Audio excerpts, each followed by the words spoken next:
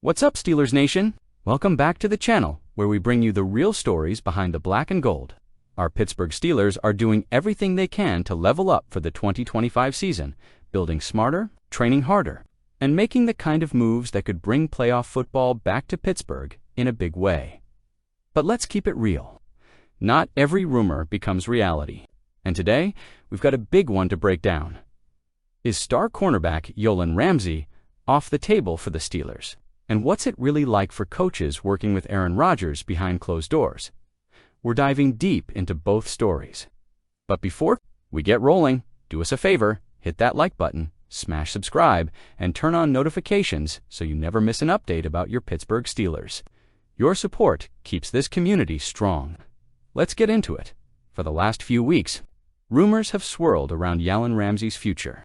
The Dolphins are looking to move on from the veteran All-Pro corner, and naturally, Steelers fans began to wonder if Pittsburgh could make a bold move for him, just like we did when we acquired Minkah Fitzpatrick in 2019. But now, according to NFL insider Ian Rapoport, the chances of Ramsay landing in Pittsburgh are ... Slim. Rapoport recently appeared on the Pat McAfee show and made it clear, "I don't see the Steelers as a destination for Ramsay." That's not just speculation. That's straight from one of the most connected voices in the league. Let's not sugarcoat it. Pittsburgh's secondary has struggled. In 2024, the Steelers ranked near the bottom of the league, giving up the 8th most passing yards. The unit was inconsistent and at times straight-up porous. Yes, we've got Minkah Fitzpatrick and Deshaun Elliott providing veteran leadership at safety. But the cornerback room, that's where things get shaky. Dante Jackson is gone. We added Darius Slay on a 1-year, $10 million deal, and while he brings pedigree, he's 34 years old and nearing the back end of his career. Joey Porter Jr., who was supposed to be our rising star, regressed in year 2. He allowed completions on over 63% of his targets and graded out as just the 99th best cornerback in the NFL per Pro Football Focus. Not exactly what you want to see. Behind him, James Pierre and Corey Trice saw limited action, and slot guys like Beanie Bishop and Cameron Sutton haven't moved the needle. So yes, the need for a cornerback upgrade is obvious. But Ramsay, that's a different story. Rapoport made it clear that Ramsay's most likely landing spot is a reunion with the Rams. Why? Because of one simple factor: money. Ramsay's contract isn't cheap. And while Pittsburgh has some cap flexibility, they're not in the business of taking on bloated contracts unless the deal is undeniably beneficial. The front office, led by Omar Khan, has been calculated and cautious this offseason. The Metcalf trade? Smart. The Aaron Rodgers signing? Low risk, high reward. But a pricey trade for a 30-year-old cornerback with recent injury issues. That's not the move they're looking to make right now. Plus, let's not forget, the team did spend at corner by bringing in Slay. He's expected to pair up with Porter Jr. and hopefully help turn things around. So for now, Steelers Nation, pump the brakes on the Ramsay rumors. Instead of swinging big for Ramsay, the Steelers are banking on development. Joey Porter Jr. getting back on track. Darius Slay holding the fort as a veteran presence. Beanie Bishop and Cameron Sutton providing support in the slot. And maybe someone like Corey Trice stepping up to steal a few more snaps. It's not the flashiest plan. But if the pass rush holds strong and the corners tighten up, the secondary could rebound in 2025. It's a gamble, sure, but one the Steelers seem comfortable taking. Now let's pivot to the offensive side of the ball, because there's one name that has brought more intrigue, energy, and scrutiny than any other this offseason. Aaron Rodgers. Rodgers is now the man in Pittsburgh, and we've heard from fans, players, and media members about what that means. But now we're hearing directly from the coaching staff. Wide receivers coach Zach Etzani recently spoke to ESPN's Brooke Pryor, and he used one word to describe working with Rodgers: challenge. But before you take that the wrong way, let's break it down. "I love that challenge," Etzani said. "I'd rather have someone that's dialed into the detail and the perimeter. I understand that he's hard on receivers, and I like that, because I'm hard on receivers. That's the kind of mentality that wins championships." Rodgers expects precision, timing, and mental sharpness. Every snap, every rep, and if you mess up, you might not see the ball again that game. It's a tough standard, but one that elevates everyone around him. The Steelers have a young, talented, but unproven wide receiver room behind DK Metcalf. Calvin Austin III is set to start training camp as WR2, but he'll have to earn it. Roman Wilson, Robert Woods, and others will be fighting for targets and roles. There's no time for mental mistakes, not with Rodgers at the helm. What happened last year with Mike Williams and other Jets receivers? Rodgers isn't shy about calling out poor preparation or sloppy route running, but here's the good. News at Sani's no-nonsense approach may be the perfect balance. He coached Rodgers during his short stint in New York and knows exactly what to expect. And speaking of challenges, one of the rumored reasons the Steelers traded George Pickens was because Rodgers didn't want to deal with him. Whether that's true or not, it makes sense. Pickens had frequent lapses in focus and professionalism, and the last thing the Steelers want is drama in Rodgers' final run. So now, Rodgers has a clean slate with hungry young guys eager to prove themselves, and coaches like Sani who are more than ready to push them. Veteran wide receiver Tyler Boyd made headlines this week, not for something he did on the field, but for something he said with his heart. In an interview with Pittsburgh Sports Now, Boyd made his intentions crystal clear. "Absolutely," he said, when asked if he'd like to sign with the Steelers. "You know, all my family is here. I'd be able to have the majority of them be able to support me." Folks, this isn't just a free agent looking for a job. This is a Pittsburgh native, a proud son of Clairton, Pennsylvania, who played his college ball at Pitt and still has deep ties to the city. Boyd grew up watching the black and gold. He knows the culture. He understands what football means to this city.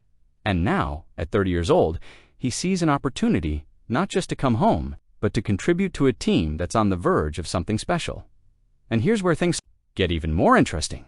Boyd isn't just familiar with the city, he's familiar with the Steelers organization. During his college days at Pitt, Boyd built a strong relationship with head coach Mike Tomlin. He recalled spending time after practice walking over to talk with Tomlin, Antonio Brown, and other Steelers veterans.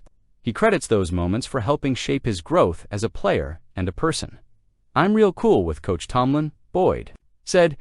"He's always been a good person. He'd just pick at different things where I could get better and get some guidance." That kind of connection can't be overlooked. Tomlin is known for valuing loyalty, culture fit, and professionalism. Boyd checks all three boxes. And with the team looking for veteran leadership on offense, especially in the wide receiver room, this could be a reunion that makes perfect sense. Let's talk about that wide receiver room for a second. Since the Steelers traded George Pickens to the Dallas Cowboys, there's been an obvious hole in the depth chart.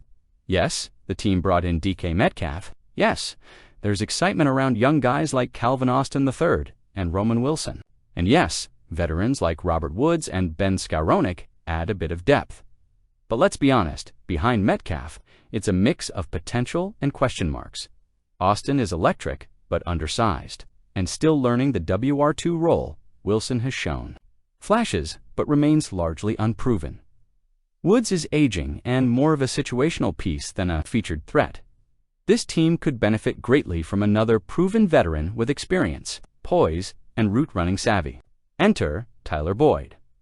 Let's not get it twisted. Boyd isn't the 1,000-yard receiver he once was, but that doesn't mean he can't contribute. In 2024, with the Tennessee Titans, Boyd caught 39 passes for 390 yards. It was a down year, no doubt, but context matters. The Titans had unstable quarterback play, a struggling offense, and limited opportunities for Boyd to make plays. Now rewind a year earlier, in 2023, still with the Bengals, Boyd put up 67 catches for 667 yards. While sharing targets with Jamar Chase and T. Higgins, that's impressive production for a WR3. And it shows that Boyd still has juice left in the tank. In fact, from 2018 to 2021, he was one of the most consistent slot receivers in the NFL, topping 1,000 yards in back-to-back seasons and helping the Bengals reach the Super Bowl in 2021. He'd be asked to move the chains, mentor young receivers, and provide steady hands in clutch moments. Sound familiar? That's exactly the kind of role Hines Ward once played late in his career, and that's the kind of culture impact Boyd could make. Now, let's talk about the quarterback. Boyd would be catching passes from none other than Aaron Rodgers, who brings his own set of challenges and opportunities. Rodgers is notoriously hard on receivers. He demands precision, accountability, and football IQ.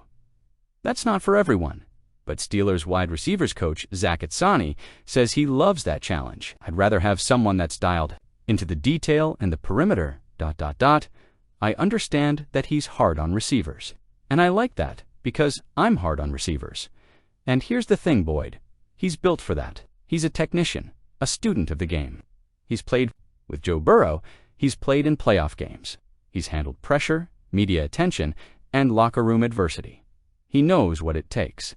And if Rodgers is looking for trustworthy targets, Boyd could very well become one of his favorites, especially on third down. Let's put all the pieces together. The Steelers need veteran help at wide receiver. Boyd wants to come home. He has history with Tomlin and ties to the city. He brings playoff experience, versatility, and leadership. He fits the locker room culture and the offensive scheme. And perhaps most importantly, he wouldn't cost much. This wouldn't be a DK Metcalf-type blockbuster. This would be a low-risk, high-reward signing that brings even more depth to a team already poised for a big season. With training camp just weeks away, the timing couldn't be better. So here's where we land. Steelers Nation. The dream of Ramsay in black and gold, probably over. The real story is in internal growth, in developing young corners, in coaching up the wideouts, and in supporting Aaron Rodgers as he chases one final run at glory. Do you think the Steelers should still make a move for a star cornerback like Ramsay, even if it means giving up draft capital and cap space? And how do you feel about Rodgers' leadership style with these young receivers? Do you believe the group can rise to the challenge, or are more growing pains coming? Let us know your take in the comments below, and don't forget to like this video, subscribe to the channel, and turn on notifications so you don't miss the next big story out of Steelers camp. Until next time, keep believing, keep waving those terrible towels, and as always, here we go, Steelers.